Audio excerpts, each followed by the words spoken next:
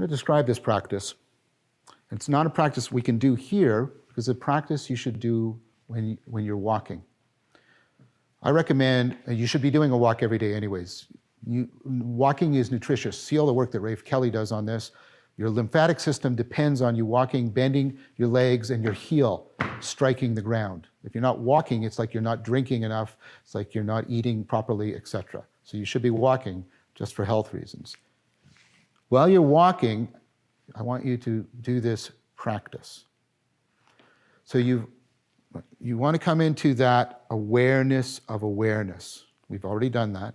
Now, you can't do it as deeply when you're walking, because you're walking and your eyes are aware, but touch that center, that awareness of awareness.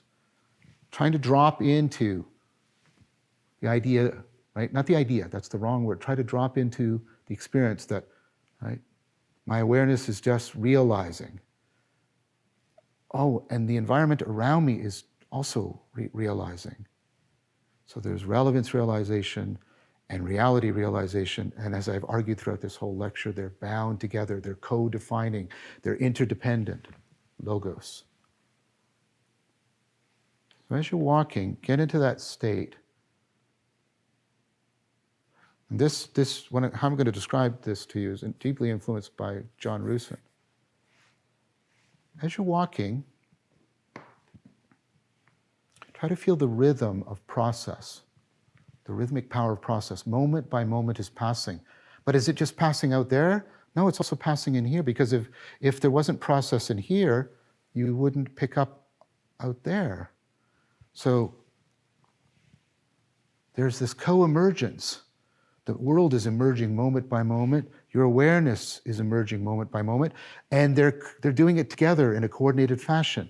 You're in process, the world is in process, and you're in process together. There's a rhythm to that realization.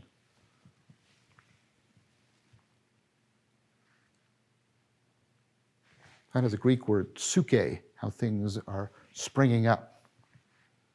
Do that for a while. Really feel that rhythm. And then try to pick up on the melodic power of patterning. The world isn't a homogeneous blob going from moment to moment. Everything is being patterned.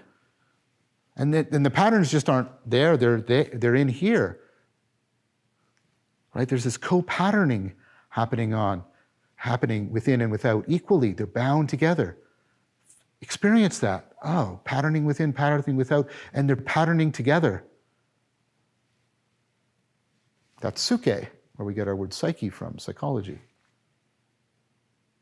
There's that melody. Everything is co-determining. Right? I'm determining what this bottle is, but this bottle has a certain determination, a certain determinate being.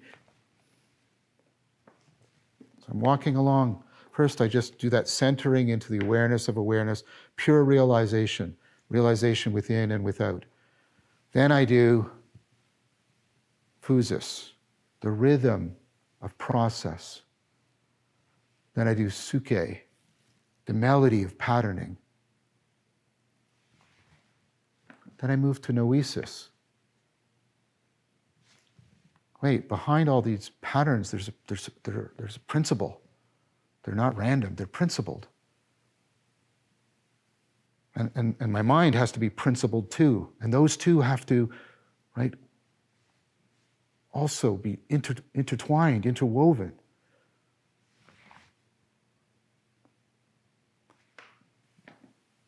So there's the harmonic power of principle.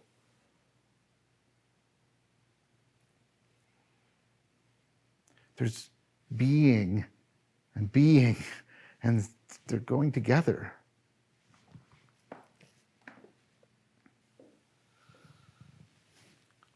Then realize, wait, rhythm, melody, harmony, process, pattern, principle, they're all interdependent and interdefining. How would I know there was a principle if I didn't see patterns?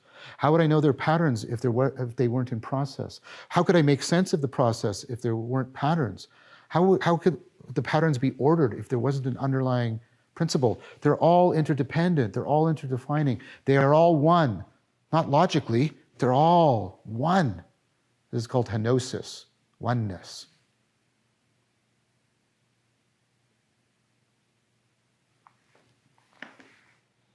Keep walking, living that.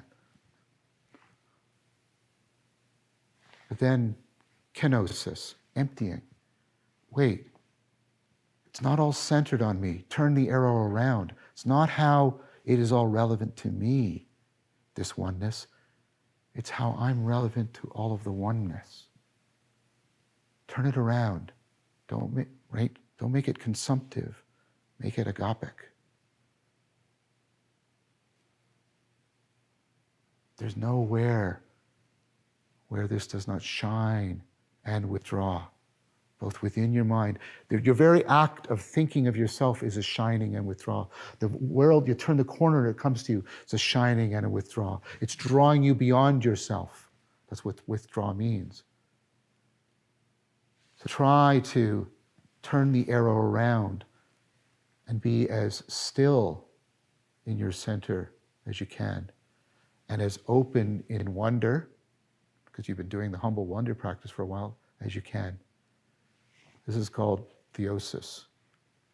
It doesn't mean you become a God. It means you profoundly participating in God. If you don't like God, you're probably participating in the ground of being, ultimate reality. You're realizing ontonormativity and how it can call upon you.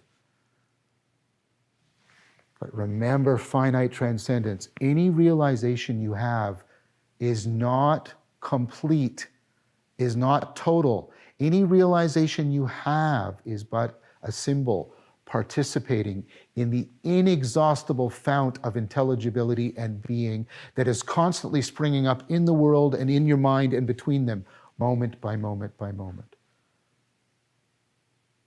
So once you have that sense of theosis, accept it in gratitude within the orientation of finite transcendence. As always, thank you very much for your time and attention.